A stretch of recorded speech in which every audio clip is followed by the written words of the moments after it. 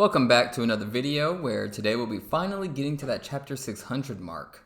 Now, last vid we stopped at the Onoki Mu Clash where we saw this many total jewels, or it was a town level total jewels attack, though via the AoE.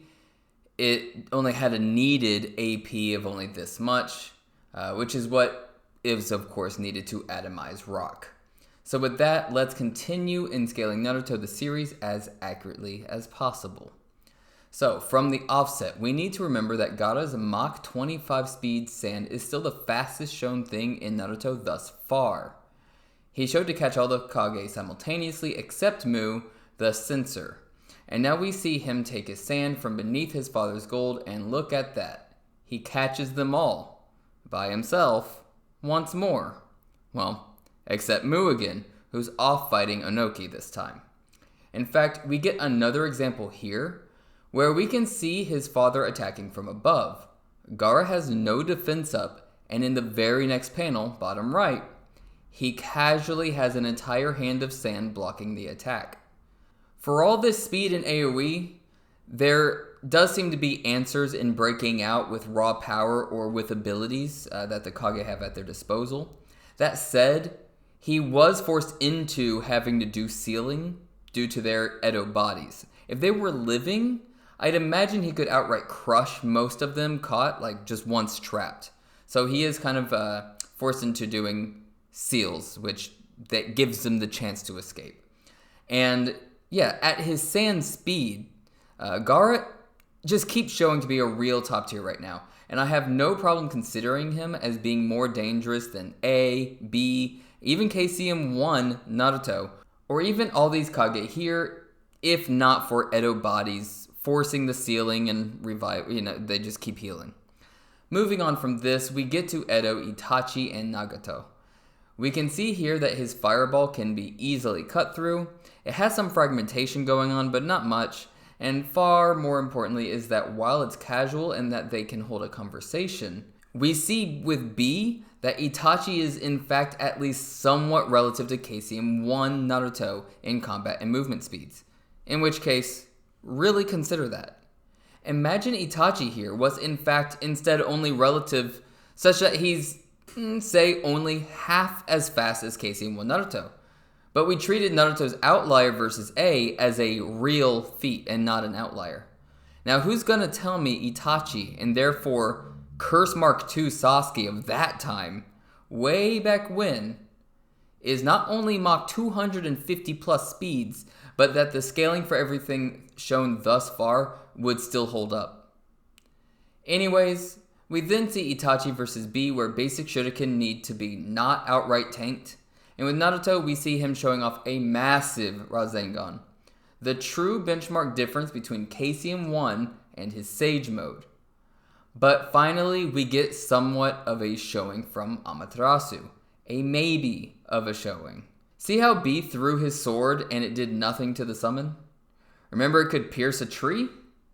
Well, that was using a lightning aura to do so, and that's why it's a maybe feat. Because while this is not lightning sword bouncing off, we can then see Amaterasu absolutely is injuring everything it's touching. As for the speed at which actual damage and burning is occurring though, it's still pretty bad. Then we get to Nagato getting back in form, along with Naruto not only being caught, but being held by just the tongue of a snake that even the original manga from part 1 would laugh at.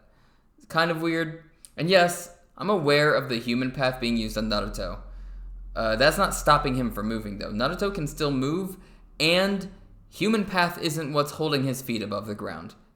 This is the snake's tongue holding him in place. So I mean, even more, Naruto shows he can still move his arms too.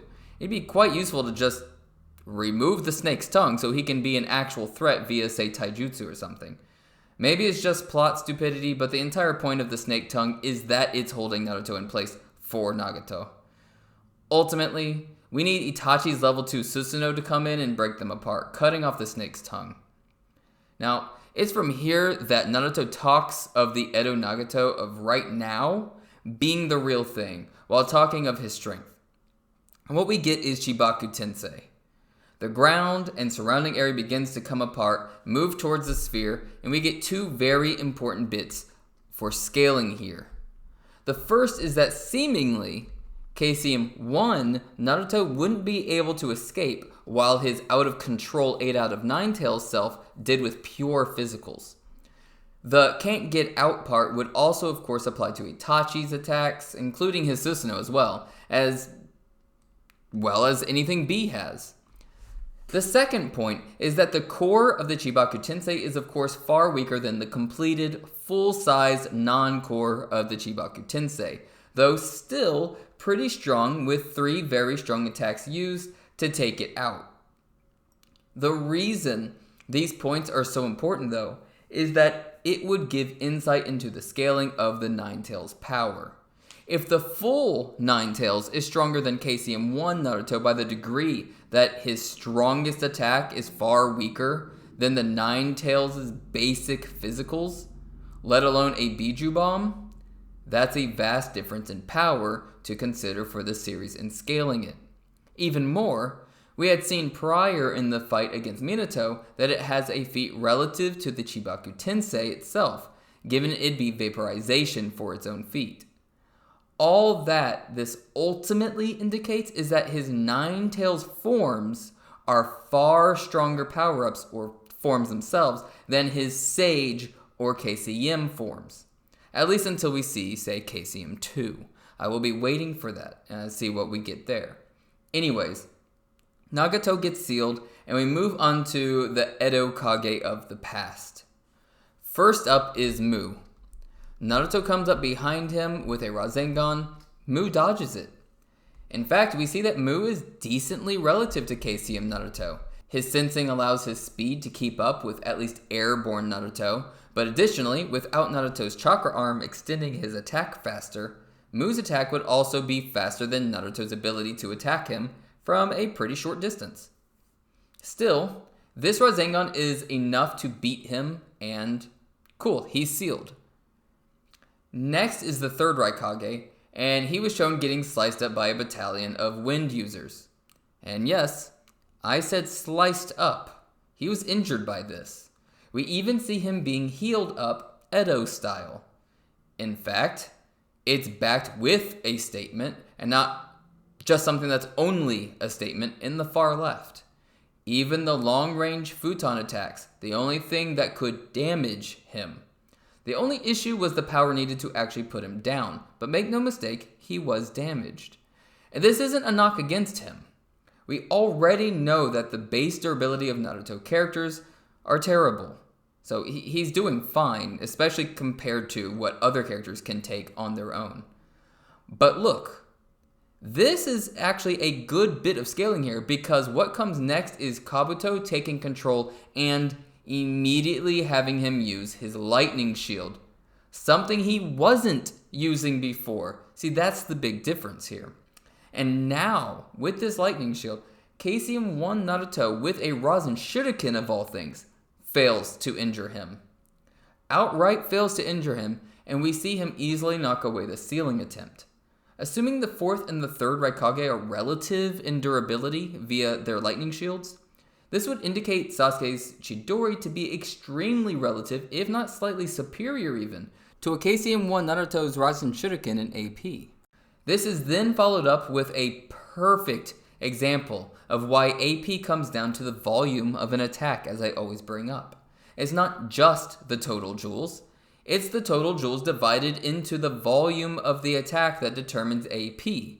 And look, as the third Raikage using 4 fingers fails to pierce through the rubber wall, but in keeping the total force or the total joules the same, but lowering the volume of the attack down to 3 fingers, making it less of, say, a hammer and more of a dagger in terms of like volume of how AP is functioning here, and voila, he pierces through the same wall. Perfect. It's even stated as much right after the feat. But now we have to get back to some bad scaling. The third's scar. Well, he got it when facing off against the Eight Tails in a direct 1v1. He was even famed in being able to compete face to face with the Biju. Any other instances of Biju has shown multiple people facing against them. Even the Akatsuki went in pairs. But at this stage of the game, we're hitting a big stagnation of power. You have to understand, the fact that the third was extremely relative to the Eight Tails is kind of bad. Given perfect Jinchuriki are going to be quite a bit stronger than just the tailed beast on its own, such as B. The same guy who has also shown signs of having matched up to, if not already outperforming the fourth Raikage, and isn't too far behind KCM1 Naruto himself. But they all also haven't shown anything of worth yet either. It's been enough time, and I had hoped to find feats of his new KCM mode really dictating a jump in power, but it's shown one main thing, and that's the ability to utilize large quantities of chakra at once and keep pumping out those large quantities. But I'd honestly say the Sage mode outperforms on basically every level in terms of stats outside of that chakra pool. I say all that, and it's backed by the series with everything thus far, and yet we still have this as a very clear example of it. So, yeah, that's what I was thinking. It's backed by feats, just clear as day here. So, a normal Rasengan being used instead of, the amount of chakra that he could pour into a different tier of attack. But superior in stats overall. This implicates certain caps on multipliers for his KCM1 mode that are inferior to Sage mode when scaling, other than, again, his ability to pump out large chakra attacks. So this all is stuff that needs to be kept in mind as we get to KCM2 and other power-ups going forward. It's just something we have to stay on top of. From here, this leaves us at the Edo Mizukage passively styling on Gaara and a nearly out of chakra Inoki with his AoE Genjutsu. Inoki isn't able to crush the clan because of this lack of chakra, such that he can't access that needed amount for his dust style. But with some mocking, he's able to push through with a different technique, smashing the clam and ending the Genjutsu. This then leads to a jutsu that barely does anything to the ground, followed by Gaara catching him now that he sees the real body. Just a note, Mu is still legit the only person to show outright actually dodging Gaara's sand, with him being an amazing sensor. We next see Gaara's extreme means of sealing comboed with sealing tags from many others that all does nothing actually, as the Mizukage's oil allows him to pull off his Joki Boy. And Joki Boy is honestly very impressive. This is now the first thing shown to outright dodge Gaara's sand with actual speed, not just, sensing, since the 5 Kage summit. We can see it further clearly blitzing the nobodies in the background from the top of the panel, and follow that same blitz to the very bottom panel. Even more impressive is that it retains its speed even while large, preventing his sealing once more. This leads to Gaara mixing gold with his hand to finally capture Joki Boy, and that ends that fight. From there, however, we come back to Mu, who actually managed to avoid being sealed via a splitting jutsu he has. What's important about this, though, and why I'm showing it, is that it shows that the damage he took from Naruto's Wakusei Rasengan, and that the damage of that was high enough such that the Edo body will actually regenerate at a slower pace due to it. So this is something that would be applying to Edo bodies. And now we get to, from here, something very, very important for scaling. So yeah, Naruto shows up to multiple battles. Yeah, we get the Zetsu fights going on. They're really bad showings for everyone not named Naruto. But far more importantly, we get to Kimimaro and Chiyo. And I can't stress enough how important this is for the scaling, because you have to realize this isn't even full power Kimimaro. And Chiyo, she's just using a single samurai as a puppet. This isn't Chiyo wielding her strongest of puppets here. She's not nearly as strong as when the true powerhouse she could have been. Okay? So take note of what level of power is actually being fought against here. Because it's all this, a non-full power Kimimaro and a single samurai puppet Chiyo. Mifune hasn't dealt with them.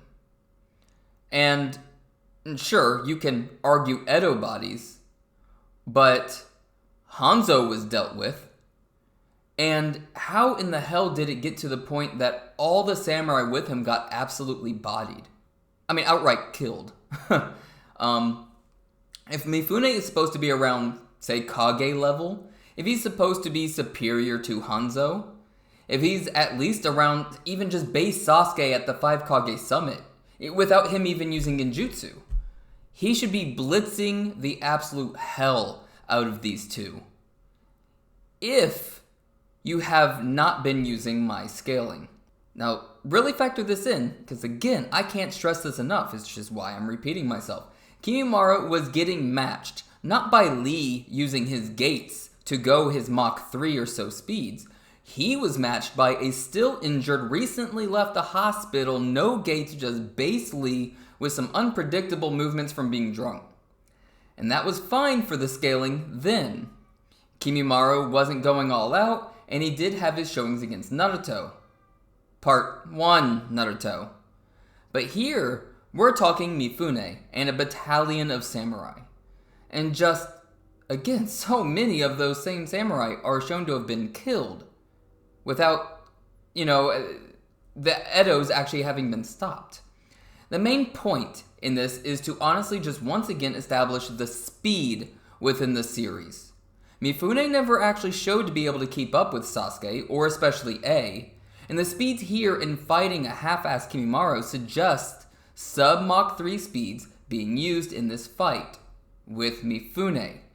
This actually is in a line with the scaling that I've been putting with this series. If you've noticed, go back, you'll see that Mach 6 is oftentimes the cap that I've been seeing, and has been applying to either some of the higher in speed attacks or the highest in speed characters. And people who have not matched up with them, okay, I can actually see them being within like the sub Mach 3 to around Mach 3 at best speeds.